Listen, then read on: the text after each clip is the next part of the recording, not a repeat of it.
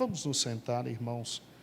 Que alegria tê-los comigo esta noite, né? Para que possamos estudar a palavra de Deus.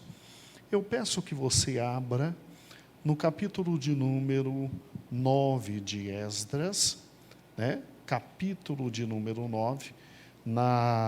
No estudo bíblico passado, nós chegamos até o capítulo 8, e chegando ali no capítulo 8 de Esdras, nós vimos, né, um grande avivamento, vimos Esdras chegando, vimos Esdras ali no capítulo 7, né, porque é como nós já sabemos, do capítulo 1 até o capítulo 6 é o que nós chamamos de o período de Zorobabel, né? E do capítulo 7 em diante é o período de Esdras, mesmo livro levando todo o nome do seu querido autor. E aí nós tivemos a felicidade, irmãos, de compreender todo o contexto histórico, social, político, econômico, que está por trás de todos esses capítulos, a ponto de, chegando no reino de Artaxerxes, Esdras vir, e foi algo maravilhoso, né? Essa vinda dele, ele confiou no Senhor, teve vergonha de pedir por parte do rei, o grande rei Artaxerxes, né? Segurança particular e etc. E veio e chegou e o Senhor abençoou. E aí, no capítulo de número 8, tem a lista das pessoas que vieram com ele. Não foi como Zorobabel, 50 mil pessoas, mas chegou um número considerável de 2.000 pessoas, e no capítulo 8, leu a lei, explicada era a lei. Alguns irmãos perguntam, por que tem que ler e tem que explicar? Porque nesse período, irmãos, em que Jerusalém ficou abandonada e depois agora está sendo, com muita calma, repovoada, a língua aqui tratada já não era mais o hebraico. Obrigado, meu filho, Deus abençoe. Aqui a língua já era o aramaico. Então, o aramaico, que era a língua universal, por quê? Porque quem estava no poder eram os persas. E os persas falavam em aramaico. Vai fazer o quê? Né? Então, quem está no poder é que manda. E estava no poder Ciro, Dario, Xerxes, Artaxerxes. Inclusive, parte do livro de Esdras é escrito em aramaico. Para quem não sabe, todo o Antigo Testamento é em hebraico. Parte de Esdras é em aramaico. E o que é interessante é que, aqui no capítulo 8, né, enquanto Esdras fala, né, os outros traduzem, até para todo mundo ter a noção correta, porque nessa época poucos eram aqueles que falavam em hebraico. Sim, poucos eram aqueles que falavam em hebraico. Inclusive, grandes historiadores dizem que o retorno de Esdras a Jerusalém foi o responsável por aquele povo não perder o hebraico. Foi responsável por aquele povo não perder o hebraico. Você se lembra que quando Daniel e seus amigos foram para Babilônia, a primeira coisa que eles tiveram que aprender foi a língua babilônica, né? O babilônico, né? E aí tiveram que aprender, entender, aprender os escritos para servir ao rei, como escribas, né? A mesma coisa aconteceu aqui com Esdras, um grande escriba. E em razão do fato deles terem construído sinagogas em todos os locais, nós vamos ver isso na próxima aula, ter tido sinagogas, locais onde eles se reuniam para não perder os laços culturais, religiosos, políticos e econômicos, é que o hebraico não desapareceu. Quase o hebraico desaparece. E Esdras é esse homem que, além de trazer a lei, sedimentar todo o Velho Testamento, fazer um trabalho inigualável, em razão dele, o hebraico nessa época aqui não morre, porque ele traz com ele muitos escribas, e aí o povo volta a aprender também a língua nativa, porque já estavam tão misturados que estavam falando aqui em aramaico. Então, esse era o motivo pelo qual Esdras lia a lei e o povo tinha que ter tradutor. Tinha que ter tradutor. E agora nós chegamos no capítulo 9 do livro de Esdras.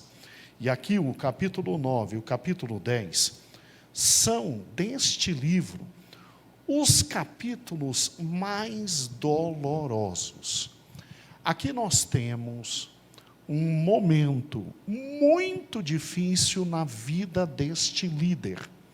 Ele fica sabendo, ele, após todas essas coisas, segundo o versículo 1 de Esdras, capítulo 9, acabadas, pois, estas coisas, ou seja, a festa, a leitura da lei, o arrependimento, a grande descida do Espírito Santo, acabadas essas coisas, chegaram-se a mim os príncipes, dizendo, ou seja, os líderes de Jerusalém, o povo de Israel e os sacerdotes e os levitas não têm se separado dos povos dessa terra, seguindo as abominações dos cananeus, heteus, fariseus, jebuseus, amonitas, moabitas, dos egípcios e dos amorreus. Ué, o que está acontecendo? Porque de repente príncipes chegaram perto de Esdras e disseram, olha, mesmo depois de tudo que você está fazendo, ainda tem muita coisa errada. Espera aí, o que está tendo de errado aqui? Olha o versículo número 2. Porque tomaram das suas filhas para si e para seus filhos, e assim se misturou a semente santa com os povos destas terras, e até a mão dos príncipes e magistrados foi a primeira nessa transgressão.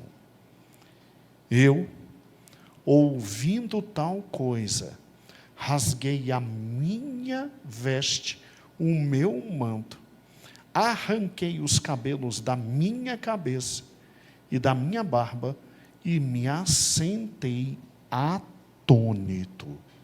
Atônito.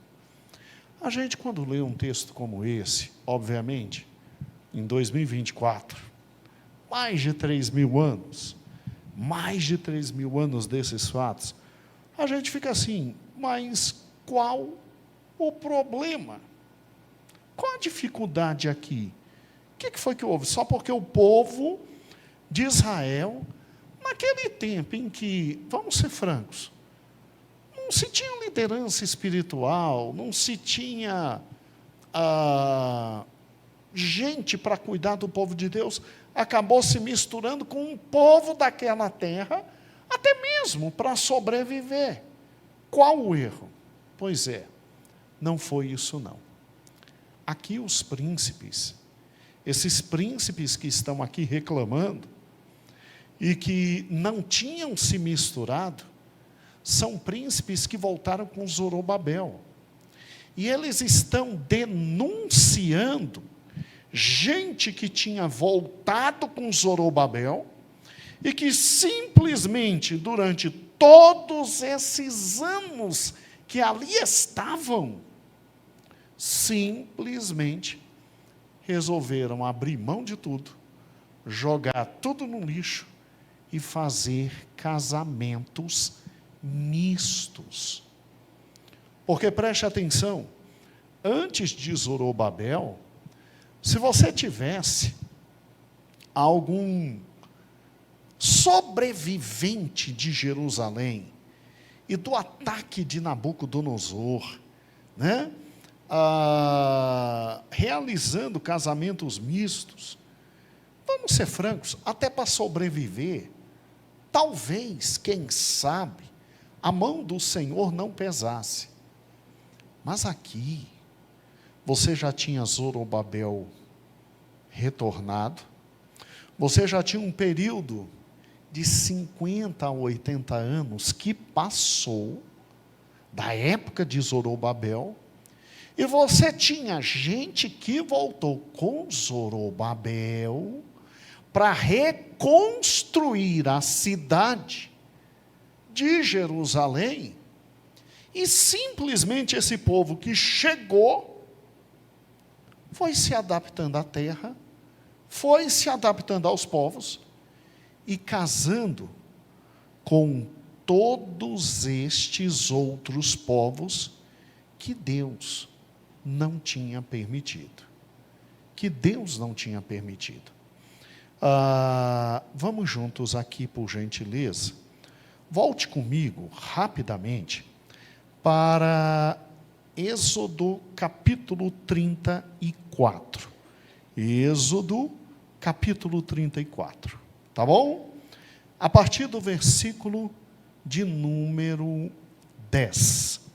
Olha o que diz Êxodo 34, a partir do número 10.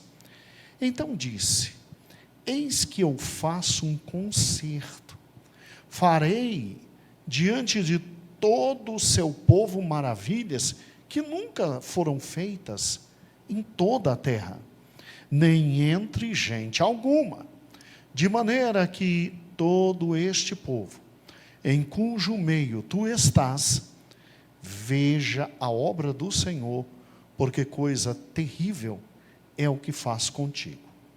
Guarda o que eu te ordeno hoje. Eis que eu lançarei diante de ti os amorreus, cananeus, heteus, fariseus, heveus, jebuseus, ou seja, os povos daquela terra, o Senhor disse que ia tirar. Guarda-te que não faças concerto com os moradores da terra, onde has de entrar. Por que não fazer concerto? Porque tinha chegado um momento em que Deus ia puni-los, em que os pecados deles chegaram até os céus e Deus ia puni-los. Quando Abraão estava por lá, Deus disse: ainda não vou te dar essa terra, porque a medida da iniquidade desses povos não chegou ao ponto de eu poder puni-los. E eu sou justo. Agora não, agora Deus ia punir esse povo por intermédio de Israel. Então, não faz pacto, porque esse povo será destruído. Para que não seja por laço no meio de ti. Como assim, por laço no meio de ti? Será que Israel era um povo tão culturalmente limitado, intelectualmente limitado, filosoficamente limitado, que os outros povos facilmente poderiam dominá-los? Gente, olha a questão do casamento. Vamos juntos. Mas os seus altares transtornareis, as suas estátuas quebrareis, os seus bosques cortareis, porque te não inclinarás diante de outro Deus, pois o nome do Senhor é zeloso, Deus zeloso é Ele, para que não faças concerto com os moradores da terra, e não se prostrem após os seus deuses, nem sacrificem aos seus deuses, e tu, convidado deles, coma dos seus sacrifícios. Ou seja, para fazer pacto com qualquer daqueles povos, você de alguma forma tinha que ceder algo. E o elemento religioso era um elemento de, diríamos assim, respeito.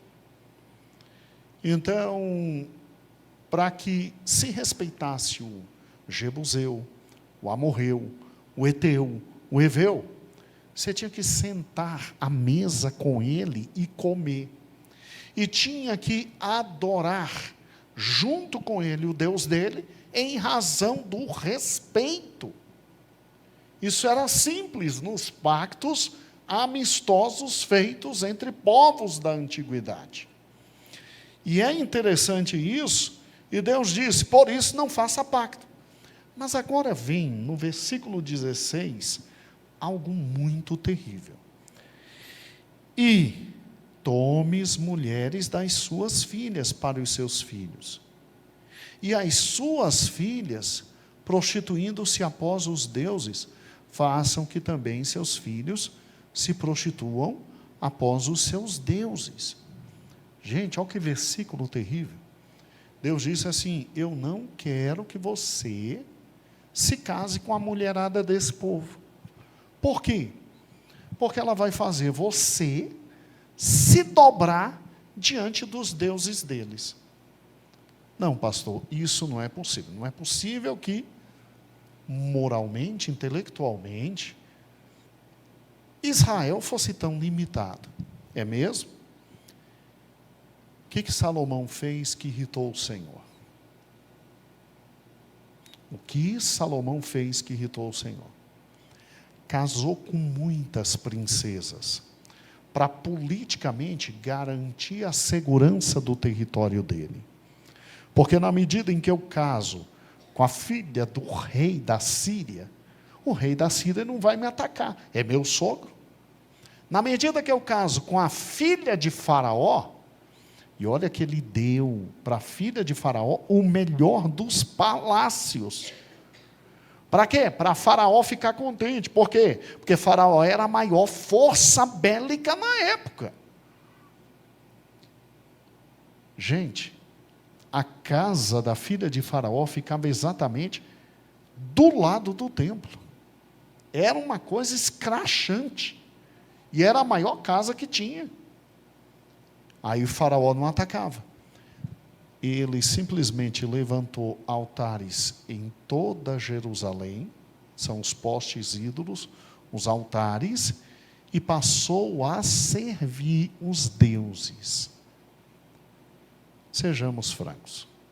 Salomão, que é Salomão, que teve de Deus uma das maiores bênçãos que um homem pode ter, que é a sabedoria, caiu nessa enrascada.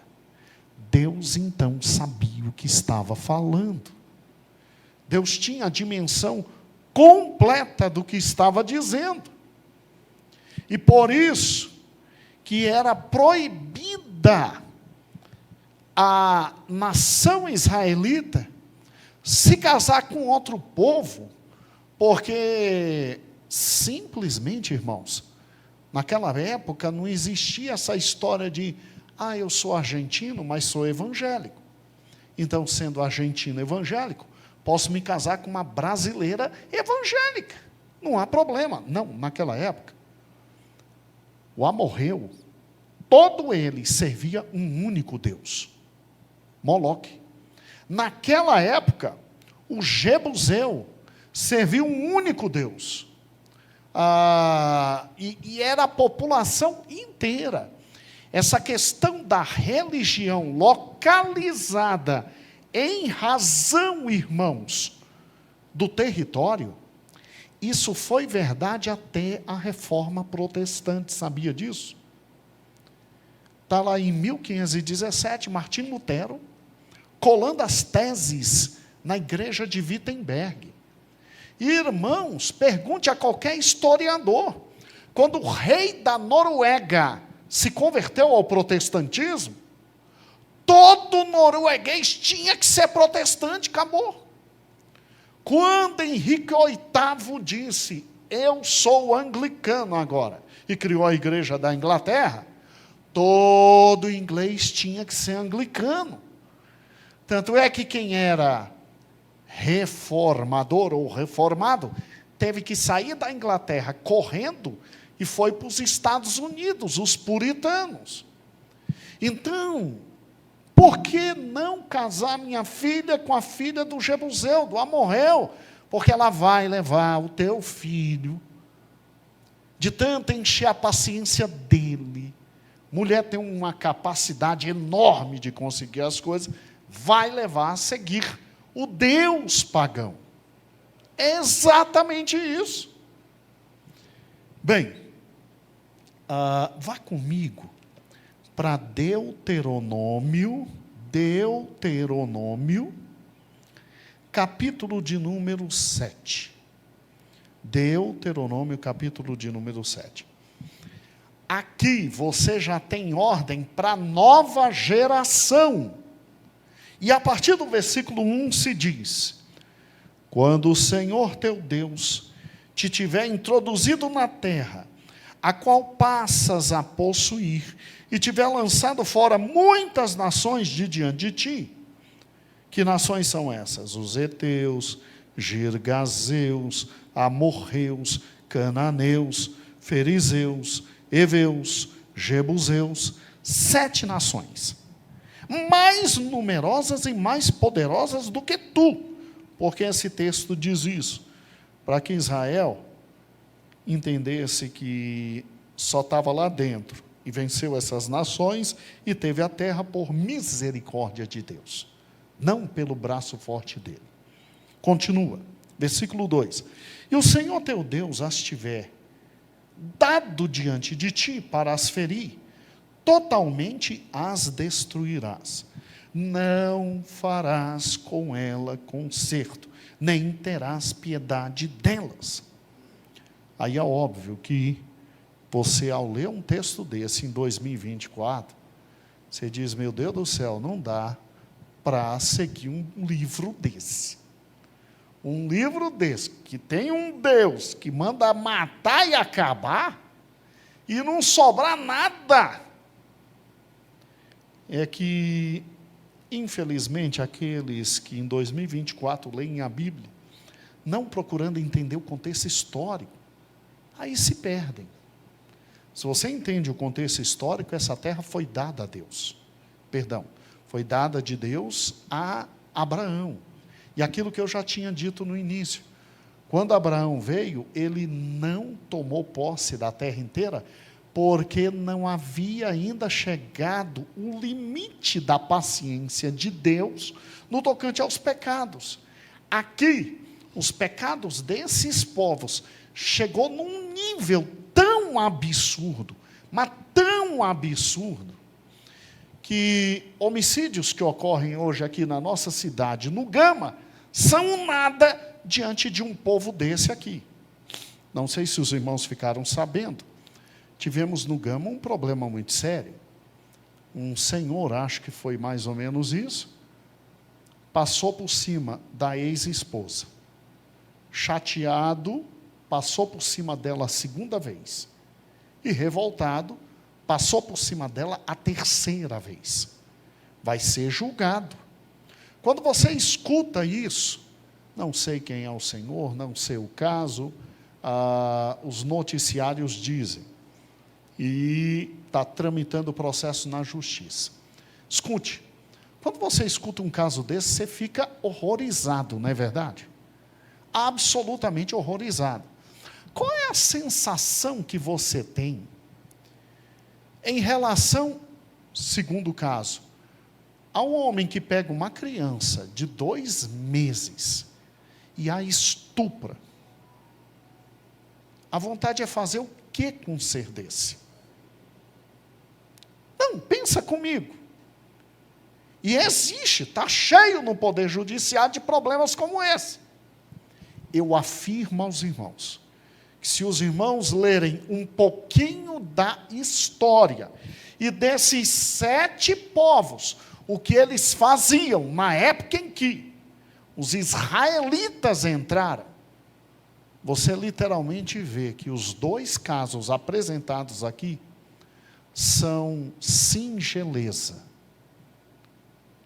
são um nada em relação ao que esses povos faziam. O pecado deles atingiu um grau tal que o próprio Deus não tinha mais nada o que determinar a não ser a punição.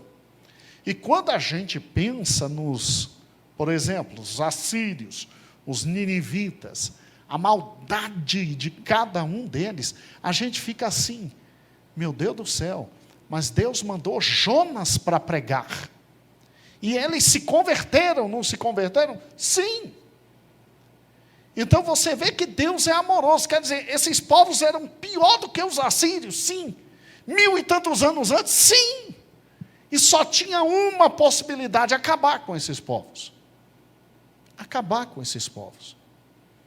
Mas pastor, ninguém nunca pregou o evangelho para eles? Será que Deus mandou Abraão ficar andando do norte para o sul, do leste para o oeste, à toa, numa terra que ele prometeu dar e na hora não deu? Pergunta. Será que foi à toa a vida de Abraão diante deles? Será que foi à toa a vida de Isaque diante de todos eles? Andando de cima a baixo, de oeste a oeste. Será que foi à toa a vida de Jacó diante deles? E da grandiosidade que foi José? Sim, eu estou defendendo a tese de que eles poderiam ser considerados culpados, porque desde os seus mais antigos antepassados, algum conhecimento de Deus eles tiveram, a ponto de não serem julgados em razão da vida de Abraão, de Isaque, de Jacó e dos descendentes de José ao voltarem. Sim, eles chegaram ao ponto que chegaram, porque foram obstinados no tocante ao seu coração. O próprio rei Abimeleque, ele de vez em quando olhava e dizia: a gente sabe que Deus está com você, vamos fazer um pacto? A gente sabe que Deus está com você, vamos fazer um pacto. E para quem anda dizendo que Abraão, quando volta, por intermédio dos seus filhos, e toma aquela terra que foi tomada de forma maligna, você sabia que tem estudos que provam que quando Abraão lá estava, ele só podia levantar altares se ele tivesse comprado aquela propriedade? E Abraão levantou altares de norte a sul e de leste a oeste. Porque senão ele não teria direito de levantar o quê?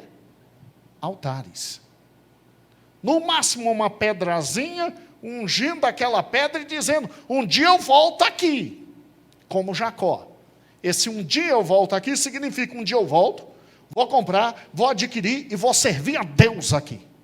Abraão não. Então, existem estudos comprovando que Abraão não comprou somente a terra onde enterrou sua esposa Sara, Macpela. Ele comprou muita coisa. E quando seus filhos voltaram, só voltaram, Israel, com as 12 tribos, voltaram para pegar o que era deles. Voltou para pegar o que era deles. Agora, olha que fantástico o versículo 3. Deus diz: nem se aparentarás com elas. Como assim? Eu não posso me aparentar com o jebuseu? Não. E como eu posso me aparentar? Ou pegando os filhos deles, ou filho delas, e casando com os nossos. Não darás suas filhas a seus filhos, não tomarás suas filhas para teus filhos. Por quê? Olha como Deus é fantástico. Pois elas fariam desviar teus filhos de mim, para que servissem a outros deuses. E a ira do Senhor se acenderá contra vós, e depressa vos consumirá. Gente, é incrível como Deus diz: vocês não têm condições de bater de frente com esse povo. Vocês vão sucumbir.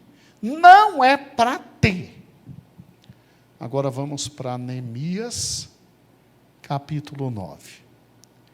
Adivinha o que está acontecendo em Neemias, capítulo 9. Neemias, capítulo 9. Infelizmente, você tem gente que chegou perto de Neemias e disse: olha, o povo simplesmente que veio com Zorobabel, não está escrito, Neemias não, Esdras capítulo 9, desculpa. Não está escrito Zorobabel, mas é esse o entendimento. O povo que veio com Zorobabel, chegou aqui, e a maioria deles, a começar pelos príncipes, casaram com as mulheres da terra. Agora dá para entender, porque nada ia para frente. Os próprios filhos de Jóshua, sumo sacerdote na época, que veio com Zorobabel, pegaram mulheres da terra. Agora dá para entender porque tudo ia mal, porque Ageu escreveu o que escreveu, Zacarias escreveu o que escreveu. Gente, não tem como. Foi um povo que até a chegada de Esdras estava com um pé no segundo templo construído e outro pé servindo a deuses estranhos, porque essas mulheres iam produzir isso. Então, olha aqui para os queridos slides. Agora a gente fez o contrário, começou com a palavra de Deus, depois foi para os slides. Agora você vai entender algo muito precioso em um dos livros que nós adotamos para entender essa parte da palavra de Deus. Vamos lá. Você sabe que Ciro o Grande foi o homem que Deus levantou para que Zorobabel voltasse. Ok? Ciro o Grande. E aí Zorobabel volta, Zorobabel começa a trabalhar, o altar é erguido, Jóshua também trabalha aí, e morre o grande Ciro, se levanta seu filho, Cambises II, tá? E ele conquista o que o pai não conseguiu conquistar, que foi o Egito. Viveu só 7 anos. Alguns historiadores dizem que ele tinha problemas sérios com epilepsia. Morreu de forma estranha, né? Todo bom militar diz que, na verdade, ele foi executado, mas não há provas disso. E aí assume no lugar dele o grande Dario. Dario I, o Grande. Esse foi o homem que mais fez o império medo-persa crescer, né? Os persas alcançaram uma proporção muito grande. Não vou entrar em detalhes, porque já 4 aulas entrei em detalhes em cada um desses reis, mostrando o que estava acontecendo também ali em Jerusalém e em Judá. Mas Dario o Grande conquistou praticamente tudo, ampliou muito dinheiro, muita riqueza, a construção de Persépolis, né, a grande capital dos medo-persas, mas não conseguiu o sonho dele, que era conquistar a Grécia. Perdeu a batalha de Maratona, como nós vimos, e daí sobe ao poder o filho dele, Xerxes I. E ele diz: eu vou fazer o que meu pai não conseguiu, eu vou conquistar a Grécia. E aí nós vimos que Xerxes, ele, antes de sair para a Grécia, fez, obviamente, grandes festas. Uma delas chamou a esposa, e a esposa não quis vir, né? E aí ele disse tchau para a esposa, e foi para os grandes combates ali na querida Grécia. E nesse meio tempo, preparada estava sendo Ester para substituir Vasti. Xerxes consegue grandes vitórias dentro do terreno grego, né? E, infelizmente, na maior de todas as batalhas, e a mais importante, a de Salamina, ele leva uma surra dos gregos incomensurável, voltou depressivo, E aí só um grande amor para levantar esse homem. Dizem que quando ele vê Esther, aí todos os males passam, né? Toda ruga passa, mas resolveu viver em casa, tranquilo. E nesse meio tempo aqui, com o pai dele, o querido Dario, é que você tem a nova ordem para a reconstrução do templo. Por quê? Porque tinha parado. Um dos imperadores, não sabemos se Cambises II, ou se um usurpador que ficou 8 meses no poder, mandou parar, mas mandou parar. E com Dario é que a ordem voltou, e de 520 a.C. até 515, o templo foi construído, e com Xerxes nós temos o maior perigo da história dos judeus até essa época, porque você tem a esposa linda dele, Esther, né? Hadassa, assim ele a chamava, Esther vivendo nesse momento, e Amã tentando acabar com os queridos judeus. Muito bem, até esse momento histórico, tudo está tranquilo, e esse é o momento histórico do nosso querido Zorobabel, que volta com excelentes intenções. Como eu falei para você, um homem de Deus, um grande homem de Deus. Assista a 3 aulas anteriores, você vai saber tudo sobre Zorobabel. Tem que juntar muito texto bíblico e muito livro de história, mas dá para saber que é um grande homem de Deus. Ele enfrenta tempos de escassez e conflitos, porque nessa época todinha em que os medo-persas estão tentando conquistar a Grécia, tudo escoava para a guerra, e não sobrava nada para eles. Então é um homem de Deus nesse momento, para que Judá pelo menos existisse e comesse. E o templo funcionava. E como nós estudamos, com ele se deu a reconstrução do templo. Mas qual o erro de Zorobabel até chegar o nosso querido Esdras? A gente vê que a coisa só não foi para frente, só não deslanchou completamente por causa do fenômeno religioso dos casamentos mistos. Porque até esse momento de Esdras, capítulo 9, porque de Esdras, capítulo 1 até o 6, é Zorobabel. Agora, Esdras, 7 em diante, é Esdras vindo. E aí, o que acontece? A gente vê que, de alguma forma, Zorobabel, que é o grande príncipe, e Jóshua, que é o grande sacerdote, que vieram com Zorobabel e que tinham que ter evitado esses casamentos mistos, nada fizeram, deixaram a coisa andar.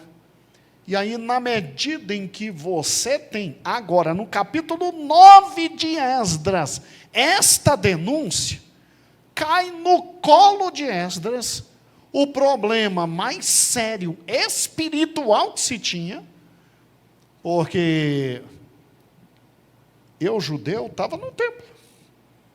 A minha esposa servia a Baal, então, domingo no templo, segunda Baal, terça no templo, quarta, quinta e sexta Baal, sábado no templo, domingo Baal.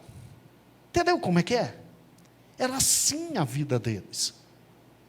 E é óbvio que os príncipes, em Esdras capítulo 9, quando denunciam, eles estão dizendo, olha, a gente agora está vendo que, ao contrário de Jóshua e de Zorobabel, você é Esdras, é homem de Deus e seríssimo nos seus propósitos.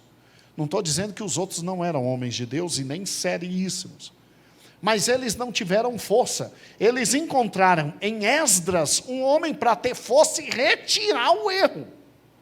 Retirar o erro. Então, se você parar e pensar, olha que interessante. A gente tem aqui o retorno. Ok, Ciro determinando. A gente tem essa primeira fase. E a gente sempre pergunta, poxa, por que não deu certo tudo na época de Esdras, de Zorobabel e de Jóshua? Por quê? O que estava acontecendo na época de Zorobabel e Jesuá, ou Josuá, é tudo o mesmo nome. Aí a gente tende a simplesmente dizer, calma, as guerras medopérsicas, a falta de dinheiro, a escassez econômica, social, política, eles fizeram o que fizeram, mas ninguém olha para Esdras 9 e entende que o que está em Esdras 9 e 10 vinha acontecendo desde Zorobabel. E aí não tem como ter um agir grandioso de Deus, misericordioso de Deus, se não houver um rompimento com o pecado. Não tem. Aí, olha que interessante aqui. Chega Artaxerxes, o filho que assumiu no lugar de Xerxes, tá bom? Ninguém sabe se Artaxerxes era filho de Ester ou de Vasti. Tem gente que diz as duas coisas, tá?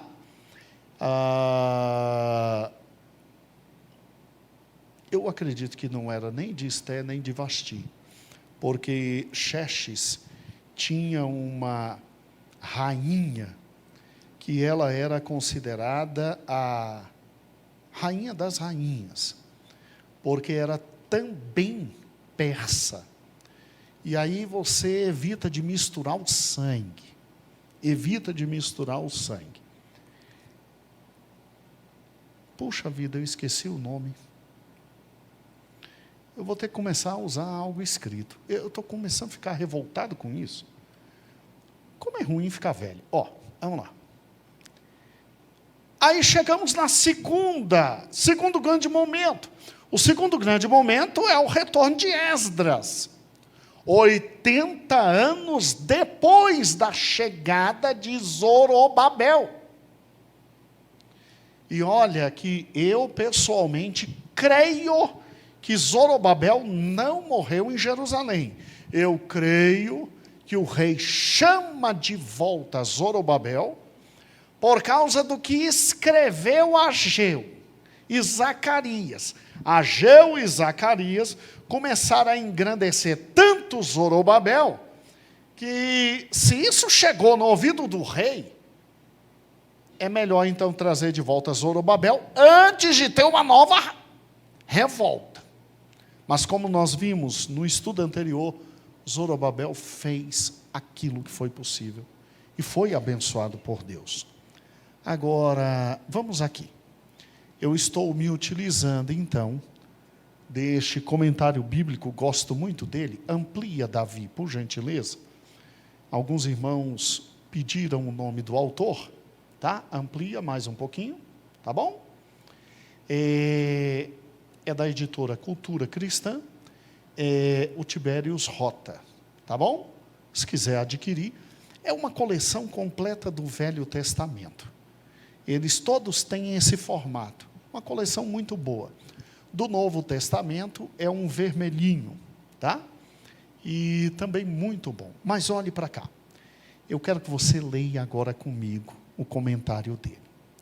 Em primeiro lugar, não podemos contestar o fato de que Esdras, ocupou uma posição importante no Império Persa, visto que o rei lhe confiou uma missão importante. Então, o rei não ia mandar qualquer um para voltar, e não ia dar a carta branca que nós vimos semana passada, com todo o poder que ele voltou. Ele voltou com um poder enorme, até de cobrar e receber tributos, Trans-Eufrates, né? Receber tributo, metade do tributo, e aplicar em Judá. Agora, olha aqui. Ele, então, sai daqui, vem para cá. São 1.500 quilômetros, andando uma média de 15 quilômetros por dia, 4 meses, que é o período que a Bíblia diz que ele levou, E ao chegar aqui, né, ele vem 80 anos depois, ele vem com 2.000 pessoas com ele, Esdras, um circuito perigoso, mas ele confia no Senhor, e aqui está a maior qualidade dele. Ele vem para uma grande reforma espiritual. Aí, usando o livro do professor Tito, né, a gente chega a essa conclusão. Na primeira vinda com Zorobabel, você tem exatamente esses fatos aqui. Você tem a restauração do templo. Você tem, em segundo lugar, obviamente, Ageu e Zacarias, trazendo ânimo para o povo como sacerdotes. O templo construído, mas não passou disso. E aí, quando Esdras vem, ele vem com a função de quê? Da restauração espiritual do povo. E ele vem fazendo tudo certo. Ele chega, ele entrega o dinheiro para que quem está ali no templo não precise praticar outra coisa a não ser trabalhar para Deus. Ele ajusta pequenas coisas no templo, ele faz cultos, ele tem um avivamento, ele começa de novo toda a escola de profetas no meio deles, ele começa a reensinar de novo o hebraico, para que o povo não fique somente com aramaico, e para que o povo possa ler a Torá. Agora, olha que interessante, quando tudo está indo certinho, que ele vem, e ele faz, de novo, a centralidade do culto, a centralidade da oração, e a centralidade da palavra de Deus, quando ele traz tudo isso de volta, leia comigo. Olha o que ele tem que enfrentar. O problema com essas outras nações não era a sua filiação étnica, mas o problema com a questão religiosa. O problema era com o culto. Não se tinha nada contra amorreus, fariseus, jebuseus. Alguns deles, sim, vieram de Cã, mas a maioria veio de Sem. Como o próprio povo hebreu vem de Sem, eram semitas. O problema deles eram os cultos. O povo de Deus tinha que ter eliminado esse povo desde a época de Josué, mas não eliminou, e esse povo continuou ali. E agora esse povo é de novo para eles o quê? Armadilha. Lê comigo, bem devagar. Vamos lá?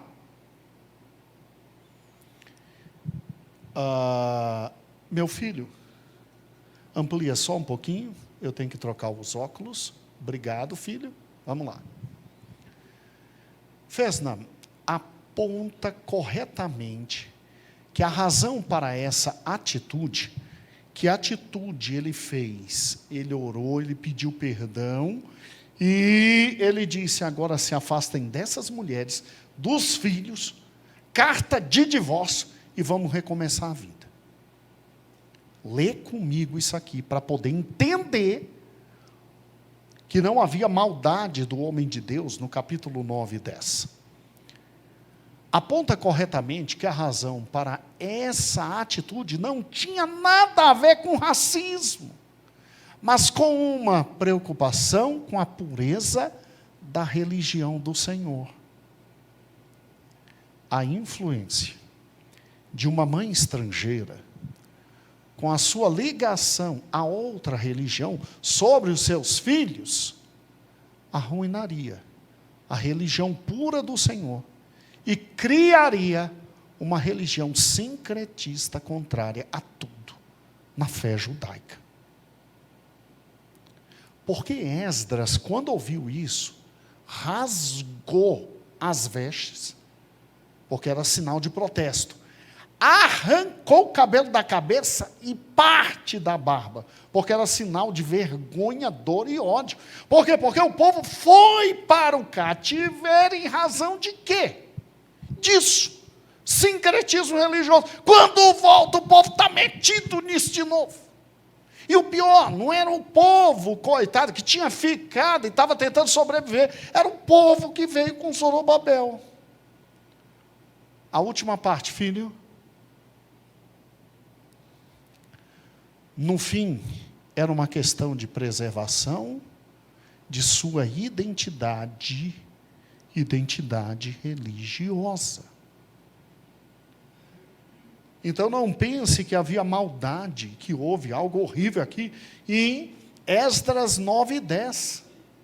Não, houve a coragem de um homem para tomar a devida posição para tentar aniquilar, ou seja, matar o mal pela raiz. Agora a gente entende o que estava acontecendo e porque aquele povo não andava.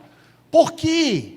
Porque quando você lê o capítulo 9, você vê que desde os líderes, os príncipes foram os primeiros. Os príncipes foram os primeiros. Até os pequenos. Estava todo mundo misturado.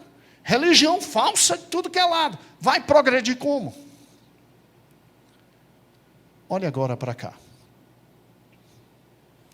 Amplia, meu filho, por favor. É ainda do livro do Titus, lá em cima. A notícia da desobediência do povo entristece Esdras tão profundamente que ele exterioriza sua angústia rasgando suas vestes e arrancando seus cabelos.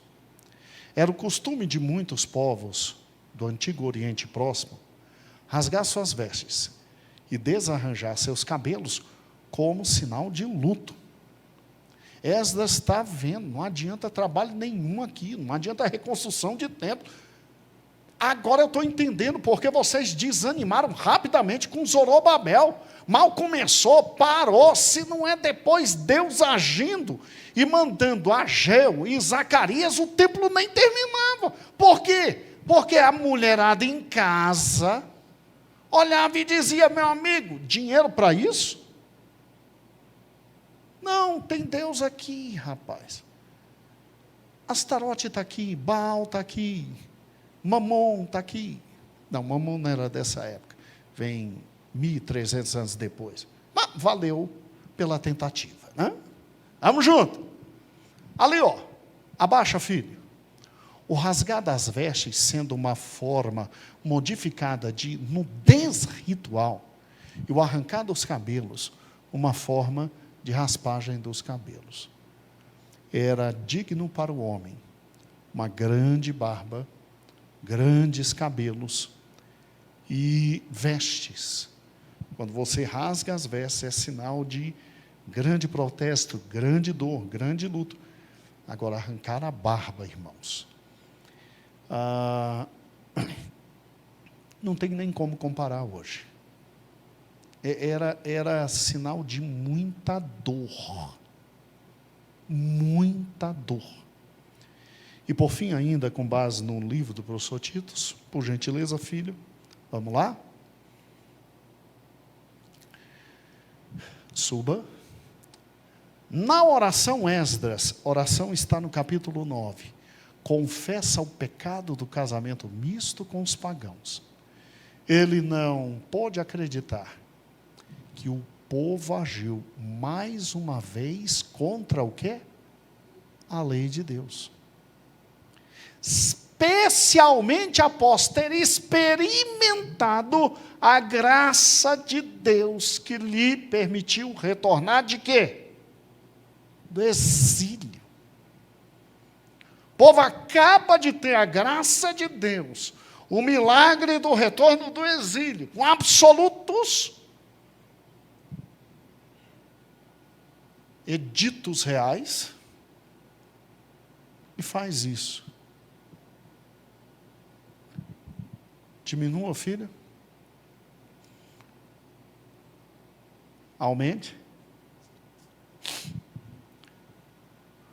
Os culpados pelo pecado de casamento com mulheres estrangeiras devem se comprometer a despedir não apenas as mulheres, mas os filhos.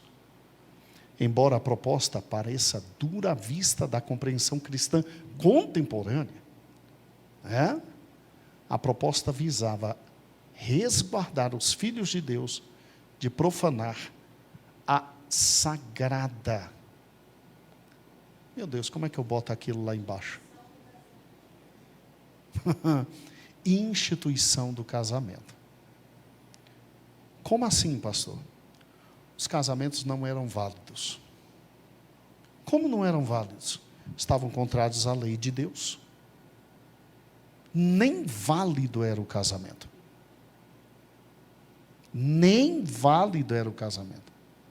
Pastor, como a gente pode explicar, por exemplo, Ruth? Ruth era uma moabita. Ruth, antes de casar com Boaz, ela falou para a sogra: o teu povo é meu povo, o teu Deus é o meu Deus. Ela entrou na grande comunidade judaica por intermédio da conversão. Raabe ficou o tempo que a lei dizia fora do arraial, para depois ser recebida. Então você tinha que abandonar, gente, porque ela ficou fora do arraial para depois ser recebida. Era um ato de conversão. Você tinha que abandonar os seus deuses, abandonar os seus costumes para ser recebida. E aí, uma vez recebida, você poderia sim, aí sim, convolar núpcias com alguém que era literalmente da casa de Deus. Fora isso, o casamento era inválido. É o que defende agora, por fim, no último slide, o nosso querido Tito. Ele diz: despedir é a expressão usada em conexão com o divórcio de Deuteronômio 24:3. Visto que os homens judeus se casaram com mulheres estrangeiras em desacordo com a lei de Deus, esses casamentos eram considerados ilegais desde o início. Então não poderiam produzir efeitos. Pode retirar filho. E pecado, irmãos, infelizmente, se acaba com o arrependimento e o deixar. É lógico que no dia de hoje ninguém vai fazer uma coisa dessa. A solução para um caso como esse hoje é outra. Mas, na época, a solução era essa. E aí, você consegue entender um detalhe fundamental. Não obstante Zorobabel, seu grande homem que foi, ele não lutou contra a questão dos casamentos mistos. Nem ele, nem Jóshua. Por isso que agora Jóshua não está, Zorobabel não está. E talvez porque os príncipes, os filhos dele, tivessem se misturado com isso, e aí ele perdeu a moral para trabalhar com isso, não sei. E aí Deus agora traz Esdras para esse grande concerto diante dele. Grande concerto diante dele. E bem, será que a coisa vai mudar? Será que a coisa vai melhorar? Será que agora vai, né? Agora a coisa vai começar a andar nos trilhos. Porque quando você lê o capítulo 9, é lindo. Esdras, ele se identifica com o erro do povo, mesmo ele não estando errado. Como grande líder, ele tem a capacidade de dizer: nós erramos, nós pecamos, nós fizemos o incorreto, Deus tenha misericórdia de nós. Como grande líder, ele chama todo mundo para um conclave, ele toma a decisão junto com todos, para que ninguém depois apontasse o dedo para ele e dissesse, foi você o culpado de tudo. Não, ele chama para conversar, e eles tomam uma conversa muito digna, muito aberta, e eles tomam a decisão em conjunto. Inclusive dizem para ele, faz o que você tem que fazer, seja corajoso. E o capítulo 10 termina com literalmente Esdras botando a mão na ferida e trazendo inclusive o nome de todos aqueles que tinham errado e que estavam em posição alta e que estavam trazendo problemas para a obra de Deus. Agora, Esdras então consegue essa restauração espiritual com as limitações que ele tinha, com o poder que ele tinha, com as possibilidades que ele tinha, podemos dizer que sim. Mas, agora está faltando então o quê? Uma grande reestruturação política, econômica, militar e social. Daí porque nós temos agora o livro de Neemias. O livro de Neemias. Engraçado que Deus é fantástico, né? Depois dele trabalhar no que há de mais necessário, que é a restauração espiritual, ele agora vai trabalhar no secundário. Moeda, economia, política, muros, militares, defesa interna, defesa externa, comércio. É sempre assim. Isso aqui nada mais é do que buscar em primeiro lugar o reino de Deus e a sua justiça, e todas as demais coisas vos serão o quê? Acrescentadas. O livro de Neemias é exatamente isso. Exatamente isso. Algo muito bonito. E aí, essa semana que vem, com muitos slides mostrando como é que ficou Jerusalém, até onde ela foi, o que eles perderam de território, o que foi realmente esse muro. Tem muito elemento histórico aqui para a gente entender, social, político, econômico, mas acima de tudo, religioso. Religioso. Existem, sim, irmãos que são absolutamente contrários ao que Esdras fez no capítulo 9 e 10. Há comentaristas bíblicos inteligentíssimos e homens de Deus que interpretam de forma completamente contrária, dizendo que aqui ele errou, que ele não poderia ter feito isso. Inclusive, uma das provas seria o fato de Deus ter ficado em silêncio, não ter falado nada depois que ele fez isso. Outra prova seria exatamente o que está em Malaquias, quando Deus diz, eu aborreço o divórcio. E assim, com todo respeito a esses amados irmãos, né, de um conhecimento também muito grande, maravilhoso, eu pessoalmente prefiro continuar com tudo aquilo que nós aprendemos com o nosso pastor. E com uma tradição muito forte, que olha para esses 2 capítulos aqui, e simplesmente vê uma limpeza espiritual profunda e grande. Profunda e grande. É muito mais inteligente, racional, não digo espiritual, mas inteligente e racional, no aspecto de uma racionalidade bem aristotélica mesmo, né, como a nossa, ocidental, né? Os orientais pensam um pouquinho diferente. Entender como nós trabalhamos hoje e ver que esse foi um ponto tão importante, que a palavra de Deus destina 2 capítulos para isso. Num capítulo 9, o grande servo de Deus finalmente entendendo porque a coisa ainda estava dando errada. E se prostrando e pedindo perdão. E no capítulo 10, tomando a posição que tinha que tomar.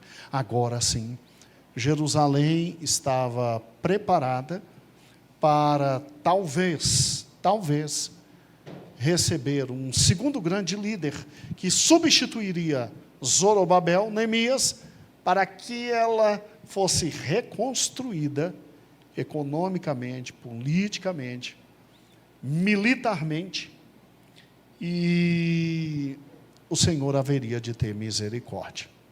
Amados irmãos, eu quero terminar dizendo que com pecado não se brinca. Pecado é sempre eu e você nos posicionarmos contra o que Deus determinou.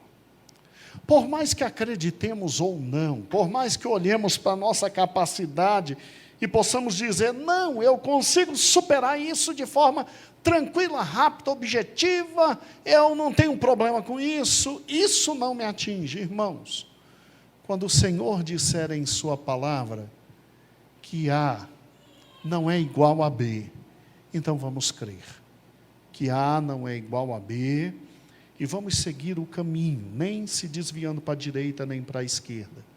Por quê? Porque as consequências existem. Mas eu quero te lembrar João. João diz assim, filhinhos, não pequeis. Por quê? Porque a consequência do pecado é muito pesada. Mas se você pecar, tenha arrependimento.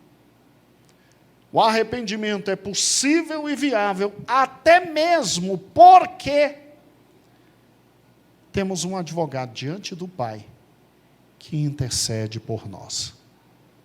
Então, louvado seja o nome de nosso Senhor e Salvador Jesus Cristo.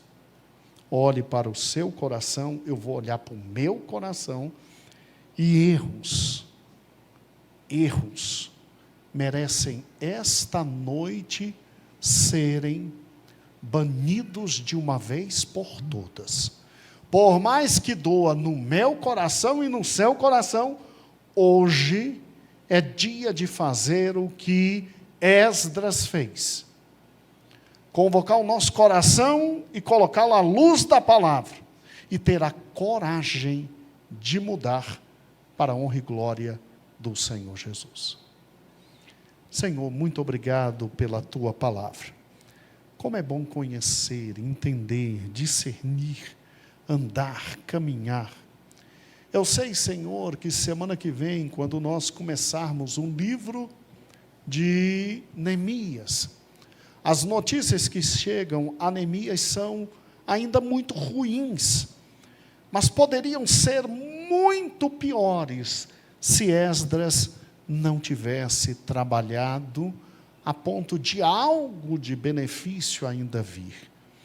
Então, Senhor, faz-nos entender que o caminho da reconstrução é maior do que o que a gente pensa. Esdras levou o teu povo à seriedade de novo para com a tua palavra, e de forma dolorosa o teu povo cortou na carne, Deus. Mesmo assim, quando chegamos 13 anos depois, com Neemias vindo, por causa das notícias ruins que seu irmão trazia, a gente vê que reconstruir é muito difícil. Reconstruir é pesaroso. Reconstruir, reerguer, levantar novamente, não é fácil, Deus. Quanto trabalho de Zorobabel, quanto trabalho de Esdras, e agora vamos ver quanto trabalho de Neemias. Portanto, Senhor, ajuda-nos a não jogar no lixo aquilo que Tu nos destes. Senhor, ajuda-nos a preservar nosso casamento amado. Ó Deus, tem misericórdia de nós. Ajuda-nos a preservar o nosso bom emprego. Talvez ainda não é aquilo que queremos, e talvez não é exatamente aquilo que desejamos, mas ajuda-nos, Senhor, a glorificar o Teu nome. Ajuda-nos, Senhor, a glorificar o teu nome e a preservar a família que tu nos deste, mesmo com toda a dificuldade, com problemas. Ajuda-nos, Senhor, a preservar a igreja que tu nos destes, esse cantinho do céu na terra, onde eu me reúno com os meus irmãos e somos o teu corpo, Deus. Ajuda-nos a preservar tudo que tu nos deste, porque jogar fora é de um minuto para outro, e reerguer tudo é tão difícil, tão difícil. Eu te louvo, Senhor, pela bênção da igreja que temos. Te louvo, Senhor, porque temos gente que se preocupa com crianças, temos gente que trabalha com adolescentes, temos irmãos que lutam com os jovens e trabalham com jovens, e depois com casais, com homens, com mulheres. Senhor, que bênção nós temos. Está longe de ser o ideal, mas é o que temos. Ajuda-nos a preservar, não jogar fora e avançar. Muito obrigado pelos diáconos, Senhor, que trabalham, que se dedicam. Senhor, ajuda-nos com aqueles que ainda não se envolveram na sua obra, para voltarem a se envolver. Obrigado pelos presbíteros, pelos pastores, pelos obreiros, que se dedicam à sua obra, que estão envolvidos na sua obra. Toma, Senhor, o coração daqueles que ainda estão distantes, Deus, para que possam, sim, Senhor, talvez nesse momento de dias pequenos que vivemos, trabalhar, para que quando chegarmos aos dias maiores, Senhor, também se alegrarem, Deus. Senhor, muito obrigado por tudo que tu nos deste, por esse sol maravilhoso, pela natureza que ainda temos. Ajuda-nos, Senhor, a não terminar com tudo que tu nos destes, com ouro, com a prata, com o zinco, com o ferro, Deus, com o magnésio. Senhor, muito obrigado por tudo que tu nos deste. Que país lindo, maravilhoso.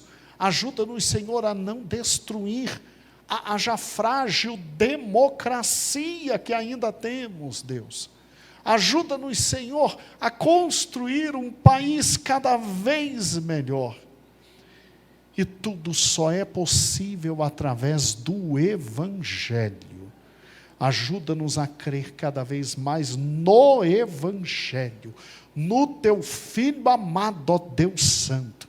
Ajuda-nos, Senhor, a ser guiados pelo teu Espírito, que nos conduz a toda a verdade. E, Senhor, a cada erro que encontrarmos, por mais difícil que seja, dá-nos a força e o poder, vindos de ti, para abandoná-lo e para te seguir até o dia glorioso da tua vinda. É o que nós te pedimos, desde já gratos te louvamos. Amém e amém.